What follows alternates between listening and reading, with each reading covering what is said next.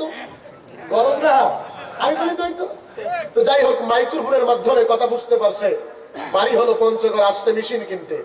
বলে মেশিনের দাম কত? এত টাকা। দাম দাম দাম কষাকষি করার পরে মেশিনটা হাতে দিছে। মেশিন হাতে নেওয়ার পরে দেখে, হাই সুবহানাল্লাহ, কোন দিক দিয়ে কাপড় দিবে, চাদর বের হবে কোন দিকে, স্টার্ট করবে কিভাবে, বন্ধ করবে কিভাবে, কিচ্ছু বুঝে মাশাআল্লাহ, কিচ্ছু বুঝে। বলেন তো দেখি, মিজাজ গরম না নরম? খুব মনোযোগ। মেশিন ধুয়ে হাঁটা ধরছে। আবার পিছন থেকে চাইনিজ ম্যান ডাকে, তেরা বাঙালি ভাই ठहरो इधर में आओ, कोई गर्ज नहीं है, मेरे पास कैटलॉग रहा है। বাঙালি দিকে টেনশন নাই, আমার কাছে এই মেশিন বোঝানোর মতো নিয়মাবলী বই আছে। বাঙালি মনে মনে মহা খুশি, কয় মেশিনও পাবো, সাথে বইটাও পাবো। একটা ফোন কিংবা কম্পিউটার কিনতে গেলে একটা বই পাওয়া যায় সাথে, দেয় না? তো বাঙালি এবার মনে মনে মহা খুশি, আউযুবিল্লাহ বিসমিল্লাহ বলে ওই নিয়মাবলী বইটা খুলছে। খুলে দেখে, হায় হায়, সব লেখা চায়না ভাষায়। মিজাজ গরম না নরম? মেশিনও থইছে, নিয়মাবলী বইও থইছে, হাঁটা ধরছে। এবার আবার চাইনিজ ম্যান ডাকে, तेरा बंगाली भाई ठहरो इधर में आओ, कोई गर्ज नहीं है, मेरे पास स्मार्टफोन रहा है। বাঙালি টেনশন নাই, এই মেশিন বুঝায়া দেওয়ার মতো আমার কাছে পারদর্শী ব্যক্তি আছে। আর হাবা বলবেন না? তো আমার এই পঞ্চগড়ের ছেলে বলে, তাহলে তো নুরুন আলা নূর, একে তিন, একে লম্বা কথা সংক্ষেপে, স্মার্টম্যান নিয়মাবলী বই এবং মেশিনটাকে প্যাকেট করে জলদি আমার এই বাংলাদেশের পঞ্চগড়ে লোকেশন দেখে একটা হাইওয়ে রোডের পাশে রুম করছে। রুম করার পরে ওই জায়গাতে মেশিন ঢুকাইছে। মেশিন ঢুকানোর পরে স্টার্ট করবে। এবার চাইনিজ ম্যান সাথে যে আসছে তারা বলতেছে, তোরা চাইনিজ ভাই, মেরে মেশিন স্টার্ট করো, আবার জলদি সে কাপড় বের করো, তাড়াতাড়ি করে মেশিন স্টার্ট করো, আমার কাপড়ের প্রয়োজন, বিক্রি করবো। এত কিছু ঘটনা সত্য এই কাপড়কে নিয়ে। এবার চাইনিজ দেখে বলে, तेरा বাঙালি ভাই ठहरो, जरा से ठहरो, অপেক্ষা করো, तुम्हारे पास एक हैंड बैग रहा है, তোমার কাছে একটা হাত ব্যাগ আছে, এই ব্যাগের দিকে একটু ফলো করো। বাঙালি কয়, আবার ব্যাগে কি? ব্যাগের ভিতরে চেন খুলে দেখে ব্যাগের ভিতরে একটা চিঠি লেখা। চিঠির ভিতরে লেখছে, আসসালামু আলাইকুম, আমি চাইনিজ বলছি, কোম্পানি থেকে মেশিন নিয়েছেন, আপনার কাছে যে আমার এই দেশ থেকে একজন স্মার্টম্যান চাইনিজ গিয়েছে, সে কিন্তু আপনার বাংলাদেশের পঞ্চগড়ের বুধা উপজেলায় বেশি দিন থাকবে না, অল্প কয়েকদিন থেকে চলে আসবে। আপনি অতএব কিছু ভালো ভালো পারদর্শী ব্যক্তিকে নিয়ে এই মেশিন শিক্ষার সুব্যবস্থা করে দিবেন। বাঙালি বলে, এটা কোনো ব্যাপার? কি করতে হবে? এবার ওই চাইনিজ স্মার্টম্যান ডেকে বলে, ভাই, হাতে গনে গনে 10 জনকে দিতে হবে, যাদেরকে এই মেশিন শিক্ষা দিয়ে আমি বিদায় নিব। এতক্ষণ বক্তব্যের এবার বাস্তব রূপ শুনেন, খুব মনোযোগ। আল্লাহ পাক রব্বুল আলামিন মানব জাতিকে সৃষ্টি করেছেন একমাত্র উনার ইবাদত করার জন্য, এবং উনাদেরকে সৃষ্টি করেছেন সবচাইতে মনোনীত করে, উৎকৃষ্ট করে, সম্মানিত বানিয়ে। মসজিদ দিয়েছেন, কোরআন দিয়েছেন, নবী দিয়েছেন, কিছু বুঝে না। দেখে বলে, মাওলা হে, আপনার দেয়া কোনো কিছু আমরা ইবাদত কেমনে করব কিছু বুঝি না। আমার আল্লাহ বলেন, টেনশনের কোনো কারণ নাই, তোমাদের ইবাদত করার জন্য আমি আল্লাহর পক্ষ থেকে একটা ইসলাম নামক মেশিন দিয়েছি। এই মেশিনের ভিতরে প্রবেশ করবা, দেখবা লেখা আছে কোনটা জান্নাতের রাস্তা, কোনটা জাহান্নামের রাস্তা, কোনটা ইহদিনাস সিরাতাল মুস্তাকিমের রাস্তা, কোন রাস্তায় গেলে তুমি জান্নাতে প্রবেশ করতে পারবা, কোন রাস্তায় গেলে তুমি জাহান্নামে দাখিল হবা, সব স্পষ্ট ভাষায় ইসলাম নামক মেশিনের ভিতরে আছে না নাই? এবার বান্দার হাতে ইসলাম নামক মেশিন আসার পরে ডেকে বলে, মাওলা হে, আপনার দেয়া ইসলাম নামক মেশিন বুঝি না। আল্লাহ বলেন, টেনশনের কোনো কারণ নাই। এই ইসলাম নামক মেশিন বোঝানোর জন্য আমি আল্লাহর পক্ষ থেকে একটা, দুইটা, তিনটা, চারটা নিয়মাবলী বই পাঠাই নাই, 104 খানা বই পাঠিয়েছি। সর্বশেষ বই দিয়েছি যার নাম হলো আল কুরআনুল কারীম। এই কুরআনুল কারীম বান্দার হাতে আসার পরে, আমার এই পঞ্চগড়ের মুসলমান হাতের ভিতরে আল্লাহর কুরআন আসার পরে খুলে দেখে সব আরবি ভাষায় লেখা। দেখে বলে, মাওলা হে, আপনার দেয়া এই ইসলাম নামক মেশিন বোঝানোর জন্য যে নিয়মাবলী বই দিয়েছেন, এটা আমরা বুঝি। আল্লাহ বলেন, টেনশনের কোনো কারণ নাই। এই মেশিন বোঝানোর জন্য আমি আল্লাহ খুব মনোযোগ, 1 জন, 2 জন, 3 জন স্মার্টম্যান পাঠাই নাই, 1 লক্ষ মতান্তরে 2,24,000 নবী পয়গম্বর পাঠিয়েছি। খুব মনোযোগ দিবেন। সর্বপ্রথম নবী এসেছে আদম সফিউল্লাহ, দাওয়াত দিয়েছেন লা ইলাহা ইল্লাল্লাহ। আদম সফিউল্লাহ বান্দা, আমি আর আপনি বুঝি নাই, টেনশনের কোনো কারণ নাই।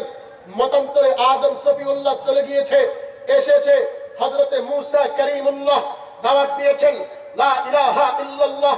মুসা করিমুল্লাহ, বান্দা তুমি বুঝো নাই, টেনশনের কোনো কারণ নাই।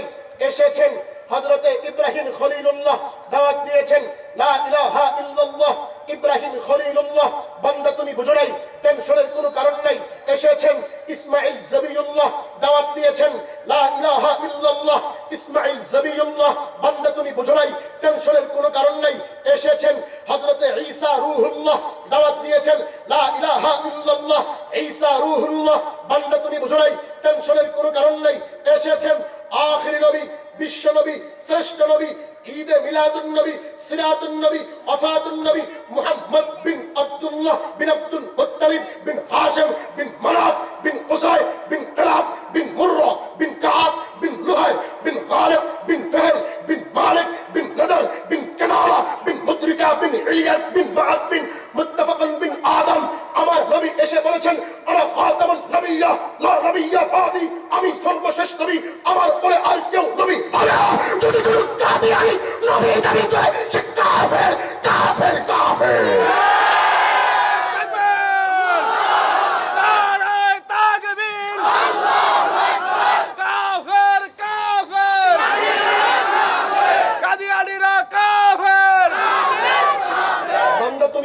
টেনশনের কোনো কারণ নাই, নবী চলে গিয়েছে, নবুয়তের দরজা বন্ধ।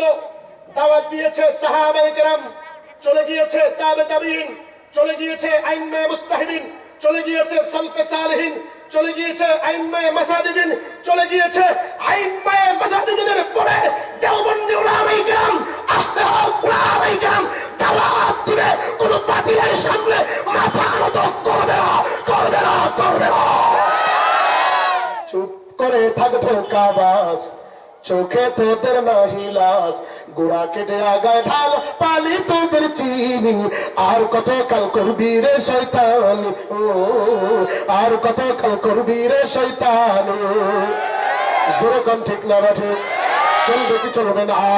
নারায়ে তাকবীর, নারায়ে তাকবীর। মানবরূপী জন্ম, বলবো বলবো বলবো বলবো, সবাই বলেন বলবো ভাই, আওয়াজ দেন, চলবে কি চলবে না?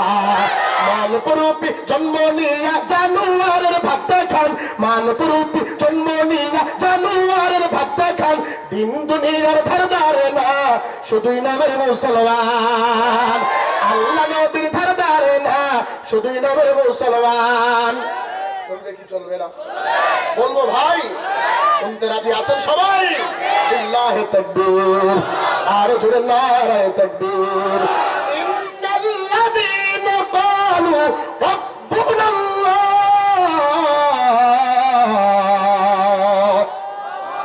আওয়াজ দিয়া কোন আল্লাহু আকবার। এর মুসলমান, চলবে কি চলবে না? দুনিয়ার কোন দিকে খেয়াল করবেন না। মহিলা প্যান্ডেলের আম্মা জানেরা ও পুরুষ প্যান্ডেলের বাব্বায়েরা, আমার ডানে বামে সামনে পিছনে যে যেখানে আছেন একটু মনোযোগ দিকে লাগা দেন। আল্লাহ পাক রব্বুল আলামিন বলেছেন একমাত্র আমার ইবাদত করবা, আমার সাথে কাউকে শরীক করবা না। আমি আল্লাহকে আল্লাহ বলিয়া স্বীকার করো, আমি আল্লাহর সাথে কাউকে শরীক করবা না।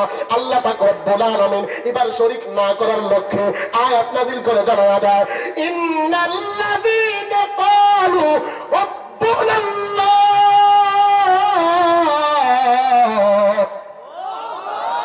জোরে কোন আল্লাহু আকবার। আল্লাহ পাক রব্বুল আলামিন বলেন বাপজানেরা যে যেখানে আছেন একটু মনোযোগের দিকে লাগায়া দেন। রব্বে কারীম এবার ডেকে বলেন ও আমার গোলামের দল, আমি আল্লাহকে আল্লাহ বলিয়া স্বীকার করবা, সুম্মাস্তাকামু, ধীর অটল থাকবা, সীসা ডালা পাচিরের ন্যায় অটল থাকবা। টর্নেডো, সাইক্লোন, হেরিকেন, ডানা, অনেক ঘূর্ণিঝড় আসবে, অনেক বাতিলরা তোমাদেরকে আমি আল্লাহর ইবাদত থেকে সরাইয়া মূর্তির পূজা করার দিকে, গাছের পূজা করার দিকে, মাছের পূজা করার দিকে তোমাদেরকে আহ্বান করতে পারে, বাজারে সেজদা দেওয়ার আহ্বান করতে পারে। তুমি শুধুমাত্র একটা ভাষাই বলবা কুল হুয়াল্লাহু আহাদ আল্লাহুস সামাদ লাম ইয়ালিদ ওয়া লাম ইউলাদ ওয়া লাম ইয়াকুল লাহু কুফুয়ান আহাদ। একটা শব্দ আমার আল্লাহ, আমার আল্লাহর কোন শরীক নাই। আমার আল্লাহ ওয়াজিবুল ওজুদ। এ মুসলমান খুব মনোযোগ। আল্লাহ পাক রব্বুল আলামিনের ইবাদত কেমন করে করতে হবে? শুধুমাত্র ইবাদত করলেই চলবে না। যারা ইবাদত করে না তাদেরকে আল্লাহর রাস্তায় ডাকা দরকার আছে না নাই? ইয়া আইয়ুহাল্লাযীনা আমানু দুখুলু ফিস সিলমি কাফা। আল্লাহু আকবার।